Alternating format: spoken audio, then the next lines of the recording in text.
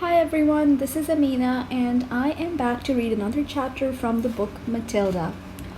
This chapter is called The Second Miracle.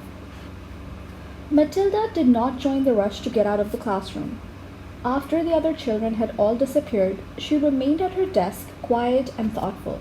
She knew she had to tell somebody about what had happened with the glass. She couldn't possibly keep such a big secret like that bottled up inside her. What she needed was just one person, one wise and sympathetic grown-up, who could help her understand the meaning of this extraordinary happening.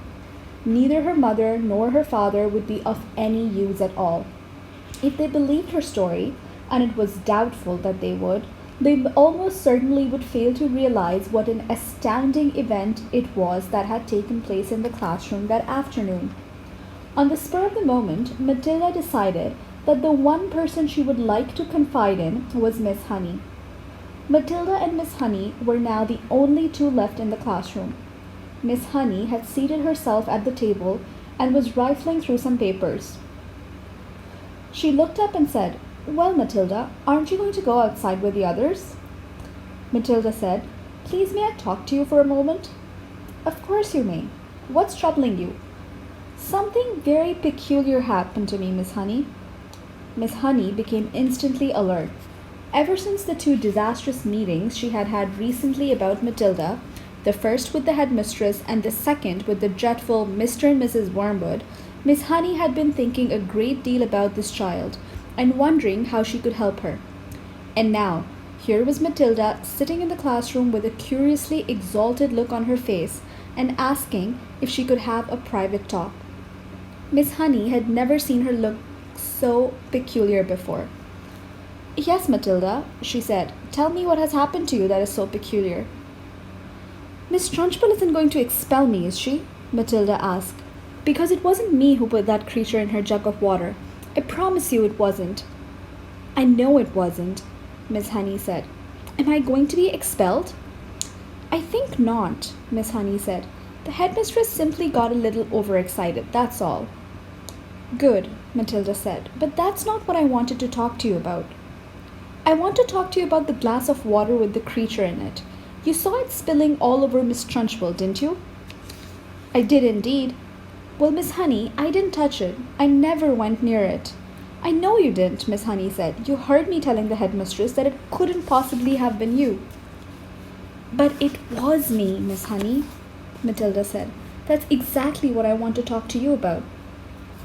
Miss Honey paused and looked carefully at the child. "I don't think I follow you."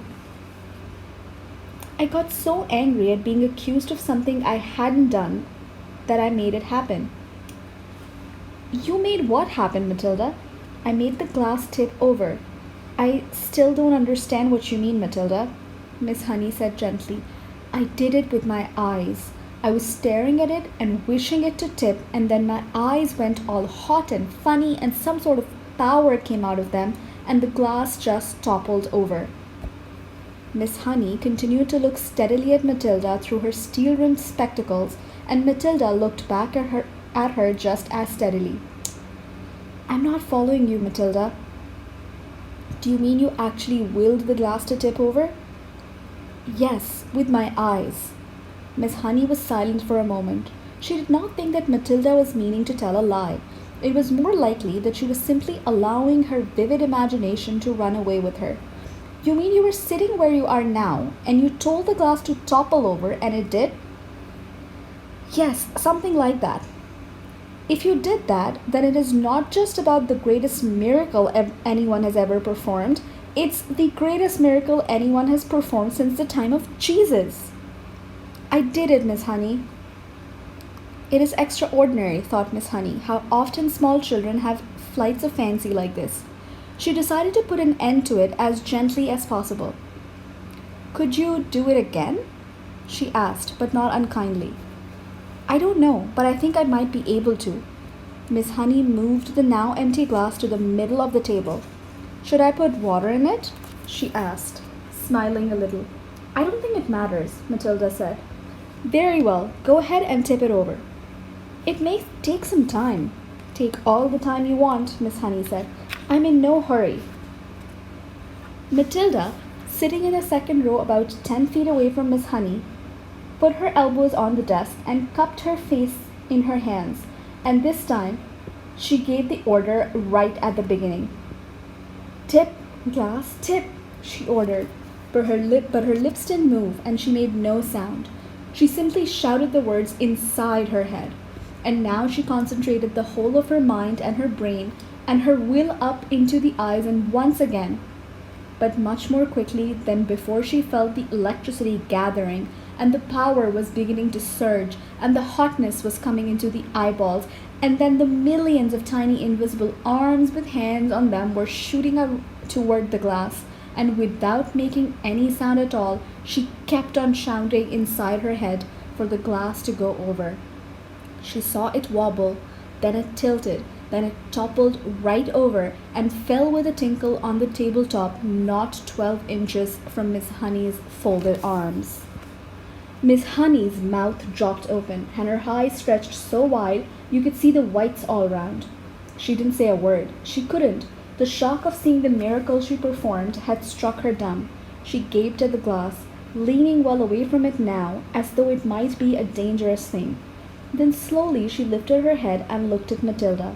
She saw the child white in the face, as white as paper, trembling all over. The glass blazed, staring straight ahead and seeing nothing. The whole face was transfigured, the eyes round and bright, and she was sitting there speechless, quite beautiful in a blaze of silence. Miss Honey waited, trembling a little herself, and watching the child as she slowly stirred herself back into consciousness. And then suddenly, click, went her face into a look of almost calm.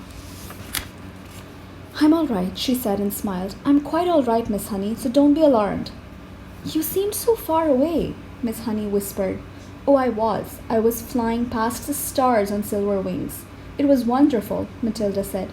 Miss Honey, still gazing at the child in absolute wonderment, as though she were the creation, the beginning of the world, the first morning. "It went much quicker this time," Matilda said quietly. "It's not possible," Miss Honey was gasping. "I don't believe it. I simply don't believe it." She closed her eyes and kept them closed for quite a while, and when she opened them again, it seemed as though she had gathered herself together. "Would you like to come back and have tea at my cottage?" she asked. "Oh, I would love to," Matilda said. "Good. Gather up your things and I'll meet you outside in a couple of minutes." "You won't tell anyone about this thing that I did, will you, Miss Honey?" "I wouldn't dream of it," Miss Honey said. And that brings us to the end of that short but very exciting chapter. I am really curious to see what other adventures Matilda will go on and how Miss Honey will be a part of it. So stay tuned to read the rest of the book with me. Bye-bye.